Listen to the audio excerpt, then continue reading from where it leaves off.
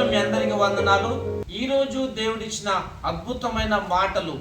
ఈరోజు కీర్తనలు 92:1 యెహోవాను స్తుతించుట మంచిది, మహోన్నతుడా నీ నామమును కీర్తించుట మంచిది. ఆమేన్, ఆమేన్, ఆమేన్.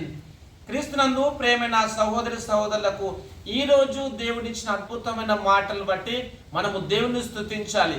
ఇక్కడ దేవుని యొక్క వాక్య భావంలో చూసినట్లయితే యెహోవాను స్తుతించుట మంచిది, మహోన్నతుడా నీ నామమును కీర్తించుట మంచిది అని దేవుని యొక్క వాక్యములో రాయబడినది. క్రీస్తునందు ప్రేమైన సహోదరి సహోదరులారా, మనము దేవుని స్తుతించడం అనేది మంచిది కాబట్టి ఆ నామని స్తుతిస్తూ ముందుకు సాగాలని ప్రభు మనందరితో మాట్లాడుతుండగా దేవుని స్తుతిస్తూ ఆయన యొక్క నామాన్ని మహిమపరుస్తూ ముందుకు సాగుదాం. ప్రార్థన. ప్రేమగల దేవా, మీకు వందనాలు తండ్రి. దేవా, యెహోవాను స్తుతించడం మంచిది అన్నావు తండ్రి, మహోన్నతుని నామాన్ని కీర్తించట మంచిది అన్నావు తండ్రి, మీకు వందనాలు. దేవానికి స్తోత్రం.